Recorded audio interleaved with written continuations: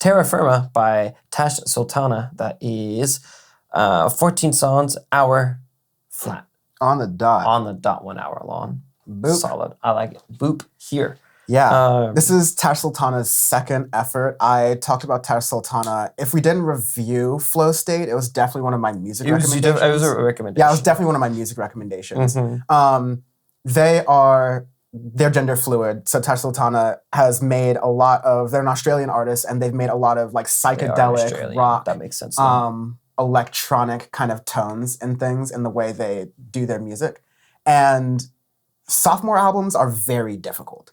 Like, they are. Because you're always going to be compared to your first work. A lot of people who are very into your first work are going to have a lot of expectations about that. And if you make any sort of changes at all, which like Tash Sultana is going to be the artist to definitely do those kinds of changes and push their music forward, something we like to hear on Audioface and enjoy. Always. It's always going to be compared or criticized as like being less than or different the more and more you change things. I like those changes for the better. I didn't like those changes the first time I listened to them, but after listening, because I just like Tash Sultana a lot, so I've listened to this album about 3.5 times, and every successive time I find new things in it that I enjoy way more.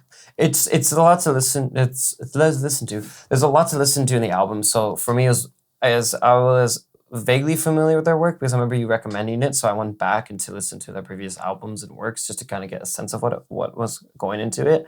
And with this, there's a lot of different sounds, a lot of just instrumental tracks. Like the opening track, Musk, is just an opening, just instrumental piece that's maybe like 4 minutes long or something.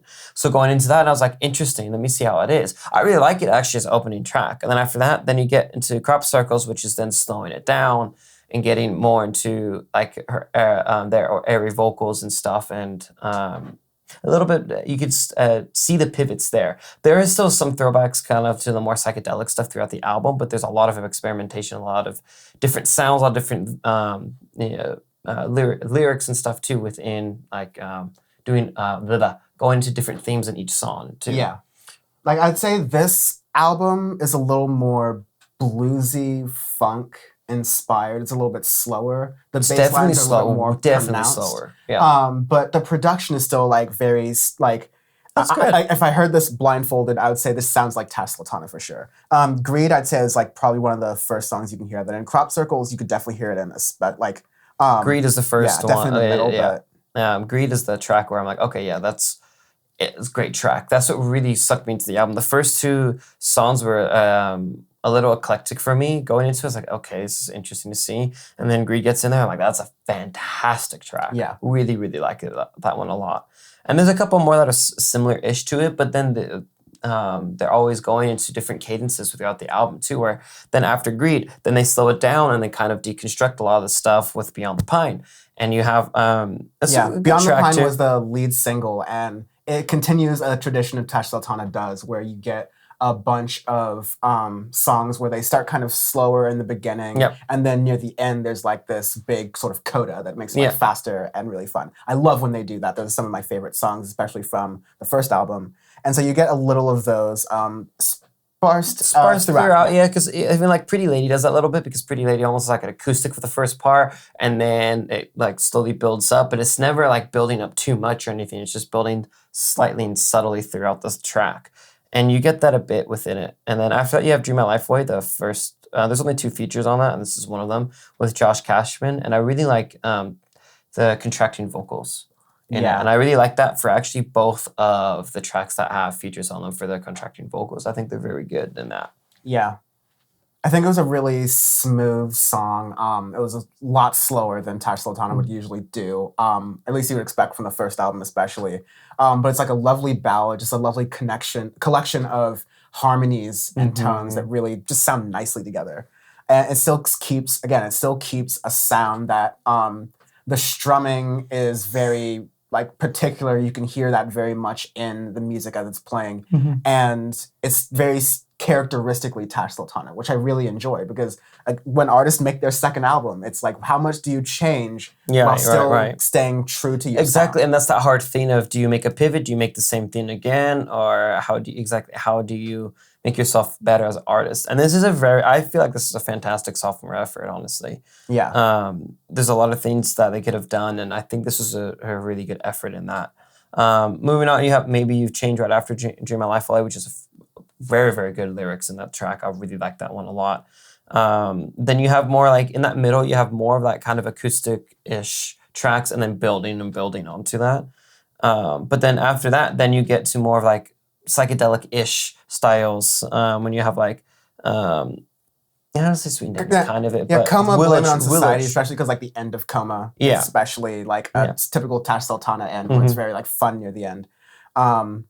Blame It on Society is a very like sort of interesting spin, sort of slower down track. I really like what they're doing when they're doing this more like, I've described it before as you're performing a jazz show at like a underground club where it's just like very low key and chill, but it's really nice. There's a lot of horns behind it as well, which really kind of make it sing. Also great lyrics in that too. This is a lot of really great lyrics in it as well. Yeah, and then moving a couple of songs after you have my favorite, which is Willow Tree featuring Jerome Farah. That's a fantastic track because you have that funk beat, you have some psychedelic rock in there, you have the vocals are fantastic, you have like Jerome going onto his own tangent, and then when they both come together at the end, it's just beautiful, and it's a really, really good track. I like that they put that down towards the end too because the album kind of built up to that to me at the end there, and it was great. Yeah, so it gives the albums a little bit of anchoring because you're doing a lot here, and it was so much going on that less so than the average album we review, I wasn't focusing as much on like the structure of everything because there's just so much going on, and it worked. It all has the same sound. It works together, but Willow Tree really reminds you like, this has a flow. It was building up to something. It's just kind of the best of everything in the album. It kind of sings and slows down really nicely with the last three songs. And I Am Free is just a really nice ending ballad with a lot of electric guitar that adds the almost like wall of sound aspect to it that almost feels like it's surrounding you almost. It's an amazing, as a single person multi-instrumentalist, how much Tash Sultana can do and continuously raise the bar with the music that they're making. Fantastic album. I really, really enjoyed it. A lot more than I thought I was going to. Yeah. Definitely if you if it's a lot when you first listen to it, definitely. Yeah. But you'll definitely enjoy it the second time more, the third time more. I can't wait for my fourth. And then also you can go, and if you're not familiar with their work, you can go to the songs that we've talked about too and then just kind of get your feet wet and stuff, and then go and sit through the entire album too. I think that'd be smart. Yes. We've added some of them to our upcoming 2021 playlist, which we'll be releasing very soon. So make sure you follow us on social media at Audioface Pod for those things. But for now, we've got to close out this review the way we always do, with an arbitrary scale, because we don't care about...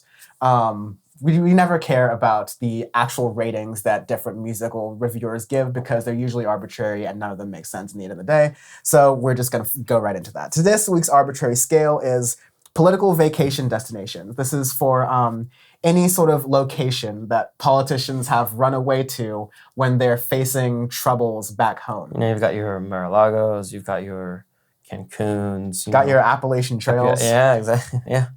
You've got plenty of destinations there. Yeah. This is one of those islands off the coast of New Zealand. It's like very beautiful. It's basically like New Zealand, like Southern California, like Southern California.